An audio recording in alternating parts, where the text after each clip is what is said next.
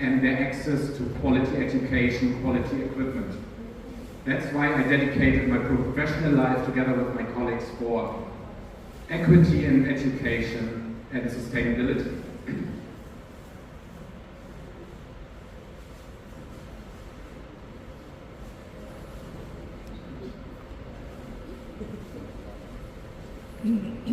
Technical issues.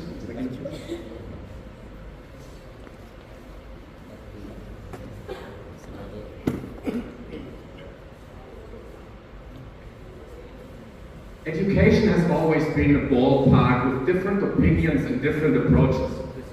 Some people believe in a more theoretical approach, which is the most common educational system we have today, by memorizing and simply learning in the classroom. Other people or other fields had the opinion that education is more practical, and students, or especially young children, learn better by hands-on activities.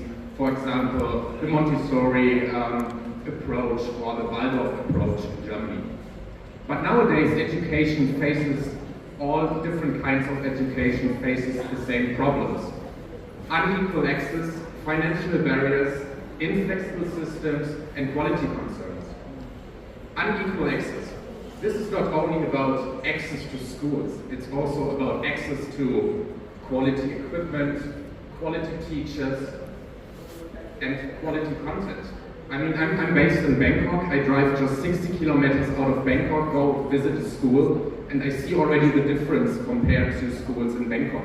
So different backgrounds, different schools have different opportunities of giving the students the quality of education they deserve. The UNESCO expects that still 250 million students are out of school, or simply don't have access to school, or maybe don't have the time to go to school because they have to take care of their parents, they have to work, maybe they have to take care of their little siblings. So from this 250 million students out of school today in 2023, more than 100 million are upper secondary, approximately 50 million are lower secondary, and 80 million are primary students. If we look back, of course, in the late 90s, early 2000s, this number was way higher, approximately 400 million. So we already managed to reduce this number over the past 20 years by more than 40%, which is a very, very high achievement, which we did through funds, promoting education by governments, and of course the United Nations. But I think still 250 million students out of school is still a very high number, which we have to take. Another point is the financial barriers. I was so fortunate to go to the German school system, where high school and university colleges are for free. I didn't have to pay a cent for education. But many other countries don't have these advantages. The public school system in Germany, for example, or in the whole of Europe, is still relatively good. So students or parents are not needed to send their students to private schools. I have a friend, he sent his son to a private school in Bangkok. He has to pay almost 1 million baht per year to send his son to a school where he can speak and learn English, for example. So these financial barriers are a big problem education faces today. Inflexible systems. Students need to be at school from 9 a.m. to mostly 4 p.m., 5 p.m. and can't really take care of things they maybe need to do for their family. So they are stuck in this inflexible school systems. They need to be at school, they need to be there to get the content and the knowledge they need. And of course, quality concerns. Let me go back to the financial restraints. If we have a look, the cost for education skyrocketed in the late 80s, early 90s. It was still okay, but now it skyrocketed from almost 10,000 USD per average cost to more than $25,000 per year. Now we have a look. If that average tuition cost was increased at inflation rate, we would still be below 10,000 USD. There we can clearly see that education is not accessible or affordable for everyone anymore.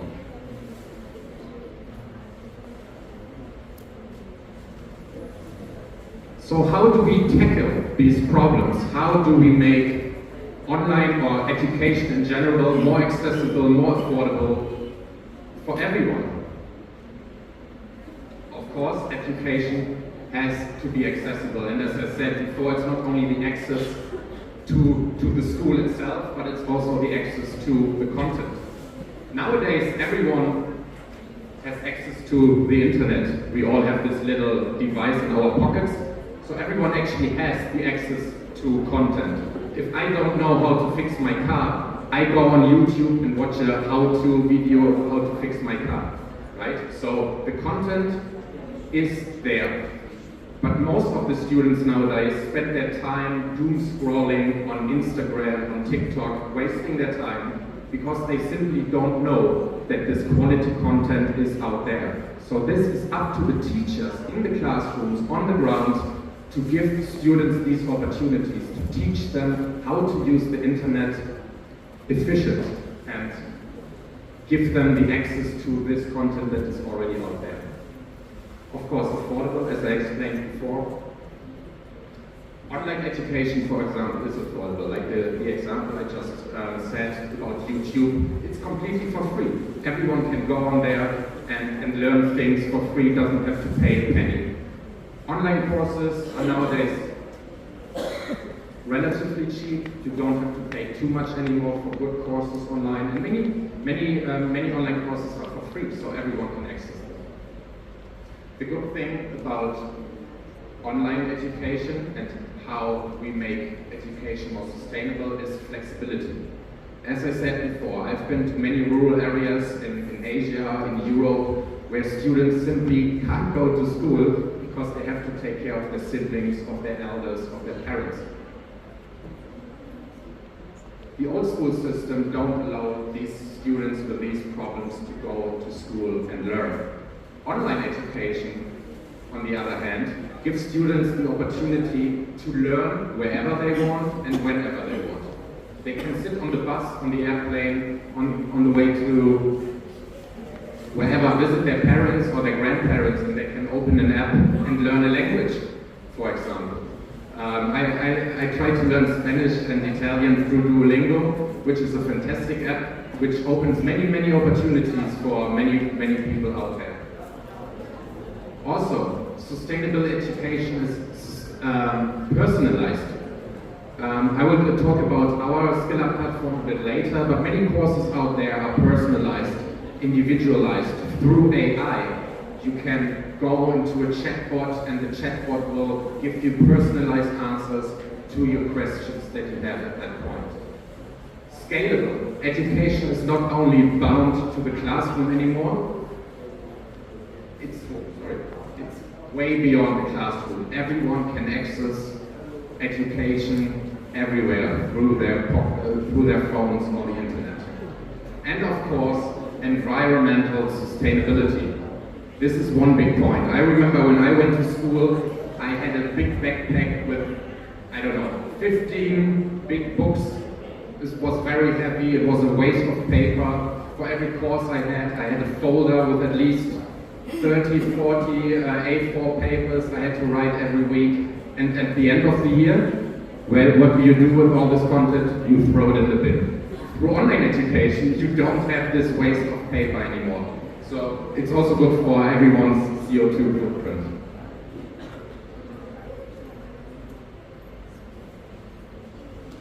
Let me talk a bit about the rise of online education. In 2023, the market value of online education was at $290 billion. By 2032, the market is expected to increase to $788 billion. And I show you this because it's not only about the money or about the opportunities companies have in this market, it's also about the growing interest of online education. More money brings more quality content, more interest, and more focus on online learning.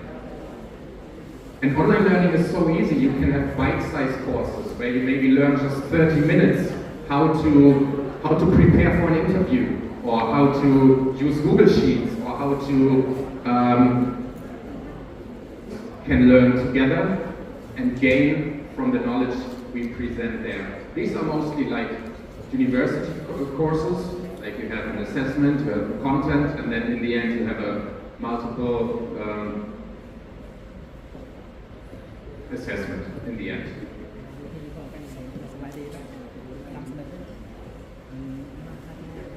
This is a statistic from one of the market leaders. I think I don't have to say the name, but here you can clearly see how online education increased over the past 6-7 years. When you have a look at 2016, at the total number of registered learners, it was at 21 million. And then it was like a rise every year, 7 million more, 7 million more. And then, what happened in 2019? COVID, exactly. So suddenly people were forced to use online platforms to learn. And there you can see the jump from 44 million to 71 million, and then 1 year later from 71 million to 92 million online learners in just 2 years. So there you can see if governments want something, they can do it. Because in that time, governments and institutions were forcing online learning and online platforms basically onto the people, because students simply couldn't go to the school anymore because they were closed. The same here. Online total enrollments to courses, in 2019 it was still at 76 million.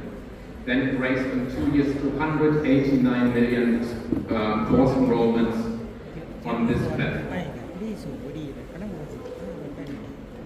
So yeah, how do we tackle all these problems? I think we can't.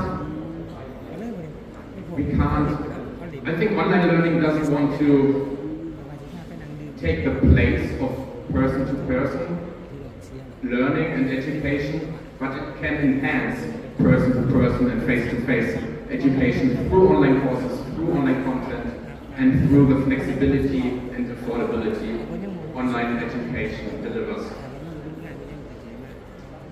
So now I want to talk a bit about our own platform, which is called Skill Up.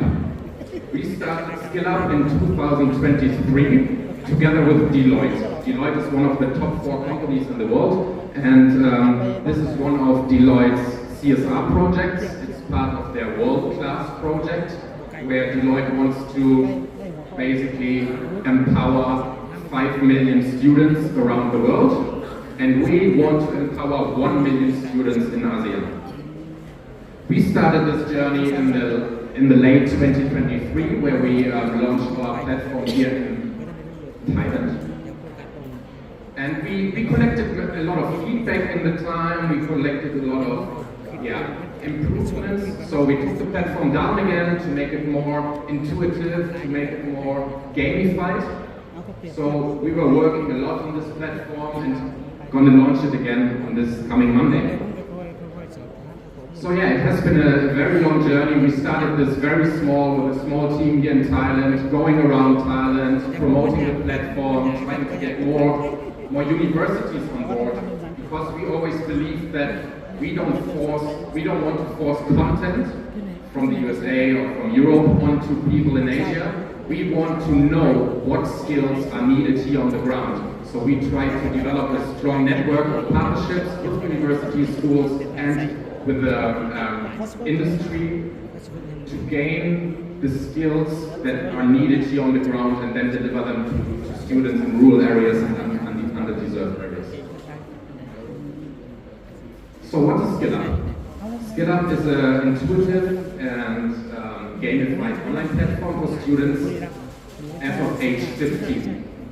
We want to prepare students for real-world challenges, and through our interactive STEM experiences, sustainability modules and career development resources. We want to provide practical skills and the knowledge essential for success in the 21st century.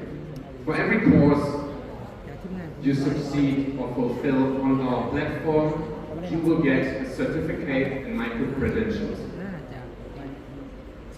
Companies or universities that invest in Skill Up will have access to a skilled talent pipeline, because students will not only learn on our platform, they will also have access to internships and job opportunities.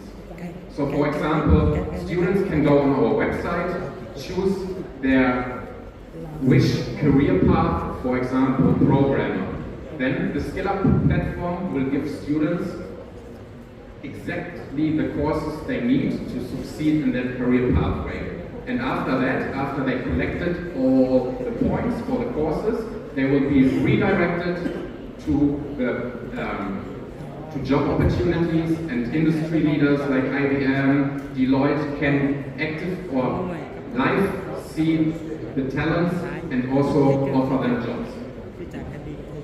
We also want to, or we actually doing it, make every course available in every language.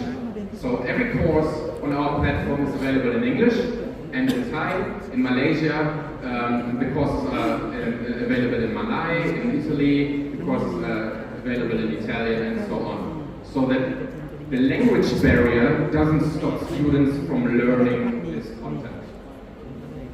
And our impact goal, of course, as I said before, is to transform the lives of 1 million students across Asia.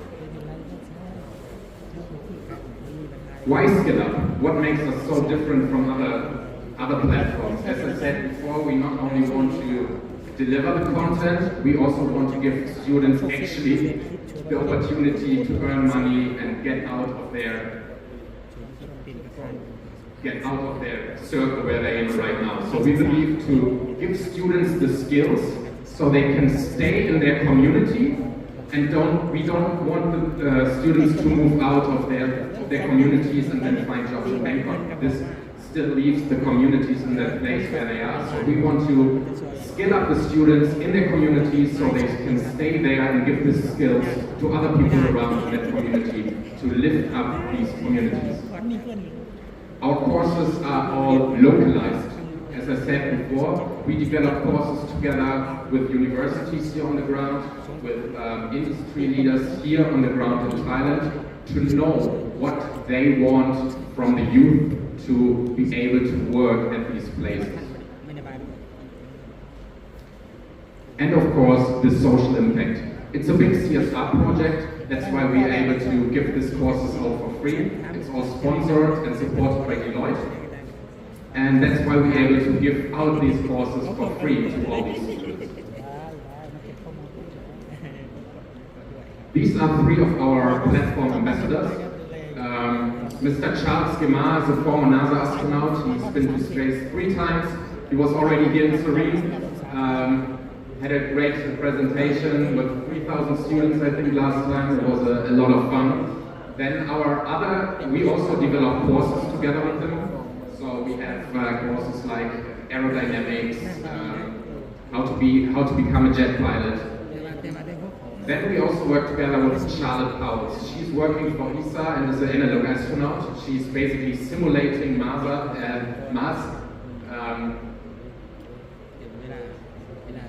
Mars traveling here on Earth. So she's basically locked herself into a cave in Spain for 3 weeks and practice to live and develop life on Mars. And our Thai ambassador here on the ground is Mr. Korn KT. He's a space columnist at the Standard and more than 400,000 followers on Facebook and YouTube. So we try to get some personalities on board as well to promote this in Thailand and in the areas. Student online learning. Skill Up courses provide flexibility, allowing students to take control of when and where they want to learn. And no rigid schedules, as I said before, no geographical restraints. The freedom to pursue education wherever you want. beyond flexibility. The courses are designed to captivate interest through interactive content, real-world applications, and engaging projects. So we have content from high-level program learning to how to become an air hostess. We want to have content for everyone, not only for people who want to come out of university and want to be a CEO. We also want to give skills to students who maybe just work at 7-Eleven and now to make an earning or living for their family. So we want to give this to everyone. And our online courses are very engaging, they're gamified. We want to make it fun. As I said before, Duolingo, we want to make it fun. We have different types of quizzes. It's not only multiple choice, it's drag and drop to make it interesting and engage learners while they learn. We also have a leaderboard on our platform. So for example, for every course a student passes, the student will get 15 stars. For every star, they will go up on the leaderboard. And every 3 months, we will have a look at the leaderboard, and the best 10 students will gain prizes, will get rewards. We work together with different coffee shops. They will get vouchers to just keep them engaged on the platform. Because I myself, I tried again a very popular online platform before, and after a while, it's when you don't have a teacher in front of you and try to keep you engaged and motivated, it's really hard to sit in front of the screen and keep yourself motivated for more than 2 hours, right? So we try to make it fun for the students, fun while learning. So we separated our courses for now in 3 main topics: STEM, job-ready skills, and sustainability. 40% of the jobs that not exist now, but will exist in the next 20 years, are STEM jobs: science, technology, engineering, and mathematics. So the future is STEM. That's why STEM is so important and is one of our main topics on our platform. Job-ready skills. What are job-ready skills? Job-ready skills are how to write an email, how to use Google Sheets, how to use Excel, how to speak in public, how to prepare yourself for an interview. So it's not only the theoretical content you need, it's also soft skills you need to succeed in your career. And we want to prepare students in Asia to gain more job-ready skills, because we saw that there is a big lack of these skills. And of course, sustainability. Skill Up works together with the UNESCO, and we dedicated ourselves to promote the 17 Sustainable Development Goals, because it's so important nowadays. We see the climate change all over the world, so it's so important nowadays to promote these skills. As I said, the Skill Up dedicated itself to the sustainability goals like gender equality, equality in education, reduced inequalities, partnerships for the goals, which we do now here, for example, with Surindra Rajabhat University, who's been a fantastic partner since the beginning, and decent work and economic growth.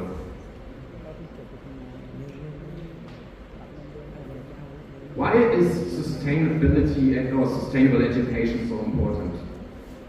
Empowering students to make informed and responsible decisions, the sustainable education goals equips them to tackle global challenges such as climate change and resource depletion. The impact is clear, as the UNESCO says: education for sustainable development can enhance students' critical thinking skills by up to 23%, which is incredible.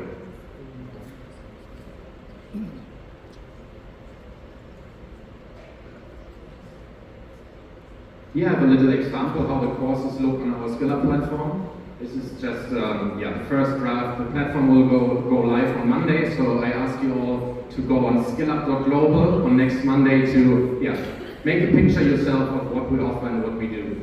So as I said before, we have different courses. They're all in Thai. This is just the Thai category. And one of our courses is developed with a local university in Bangkok, sustainable design. This is how our courses look like, a little introduction, and then you go on the courses. The courses are all video-based. You have content, text content, you have courses, you have quizzes to make it engaging, and yeah, a bit mixed up to keep the students motivated. These are our partners. So we are still open to work with other partners around the world who can support us with not only with resources, but of course with course content. So we are, for example, now in discussions with a big automotive developer who will give us their content that we can put on the platform, and then students can basically learn online the skills the company needs. So they can go on our platform, learn how to work in an automotive factory, and then the automotive factory will see on our platform in the back end which students or how many students succeeded in these courses, and then can make job offers to these students.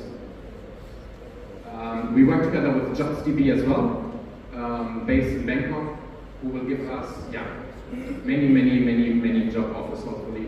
So yeah, it's a big partner.